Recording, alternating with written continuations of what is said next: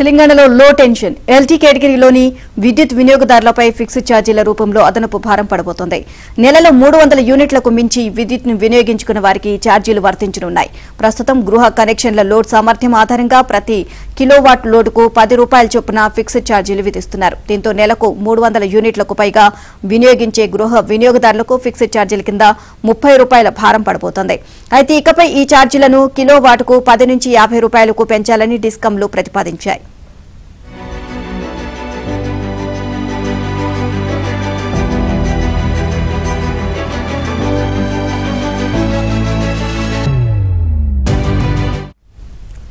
కొత్త ప్రతిపాదనలు అమల్లోకి వస్తే నెల విద్యుత్ వినియోగం 300 యూనిట్లకు మించిన వారికి ఫిక్స్డ్ ఛార్జీలు ₹150కి పెరగనున్నాయి. ఓవరాల్ గా ఇదే అంశానికి సంబంధించి మరిన్ని అప్డేట్స్ మా కరెస్పాండెంట్ రాజేష్ నాయుడుకి తెలుసుకుందాం. రాజేష్, ఓవరాల్ గా అంశానికి సంబంధించి అప్డేట్స్ ఏంటి? మొత్తానికి రాష్ట్రంలో విద్యుత్ ఛార్జీల పెంపుకు సంబంధించినటువంటి అంశంలో ప్రభుత్వము మరొక కీలక నిర్ణయం తీసుకోవాలని చెప్పేసి కూడా భావిస్తూ ఉంది.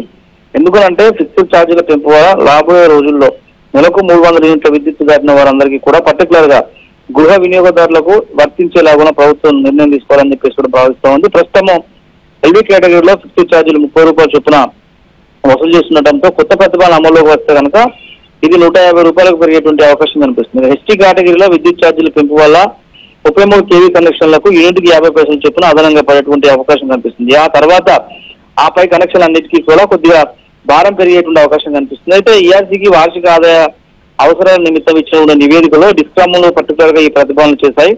దీనిలో దాదాపు 1200 కోట్ల అదనపు ఆదాయం కోసం రాష్ట్ర ప్రభుత్వం ఈ నిర్ణయం తీసుకోవాలని చెప్పేసి కూడా భావిస్తూ ఉంది. గతంలో విద్యుత్ ఛార్జీల పెంపు అంశాలకు సంబంధించిన విషయంలో కాంగ్రెస్ ప్రభుత్వం మొదట్లో అధికారులకు రావడం కంటే ముందు ఇచ్చినటువంటి దాని ప్రకారం నాణ్యమైనటువంటి విద్యుత్ తెలంగాణ ప్రజలకు అందించేటువంటి అంశంలో ఎలాంటి వెనక్కి తగ్గలేదు, రాజీ పడేదని చెప్పినటువంటి ముఖ్యమంత్రి కేసీఆర్. అయితే రాబోయే రోజుల్లో గృహ వినియోగదారుల అవసరాల నిమిత్తం విద్యుత్ వినియోగం పెరుగుతున్నటువంటి పరిస్థితి కనిపిస్తుంది. ఇటు ప్రభుత్వం కూడా కొన్ని నిర్ణయాలు ఇచ్చేటువంటి పరిస్థితి కనిపిస్తుంది. ఎందుకంటే ఎన్నికల హామీలో ఇచ్చినటువంటి ప్రతి హామీని ఇప్పటికే సక్సెస్ఫుల్ గా అమలు చేసినటువంటి కాంగ్రెస్ ప్రభుత్వము 6 గ్యారంటీ స్కీమ్లో భాగంగా రాష్ట్ర ప్రజలపైన కాస్త భారం పడేటువంటి పరిస్థితి ఉన్నప్పటికీ కూడా ఇచ్చిన దాని ప్రకారం 6 గ్యారంటీ స్కీముల్లో భాగంగా పూర్తి స్థాయిలో వెల్ఫేర్ స్కీమ్స్ ని అమలు చేయాలంటే కనుక కాస్త విద్యుత్ ఛార్జీల పెంపు అంశం తప్పని పరిస్థితి అయింది. కాబట్టి తద్వారా రాష్ట్ర ప్రభుత్వానికి 1200 కోట్ల మేర ఆదాయం వస్తుందని భావిస్తుంది. దానిలో భాగంగా నెలకు 300 యూనిట్ల విద్యుత్ దాటిన వారందరికీ కూడా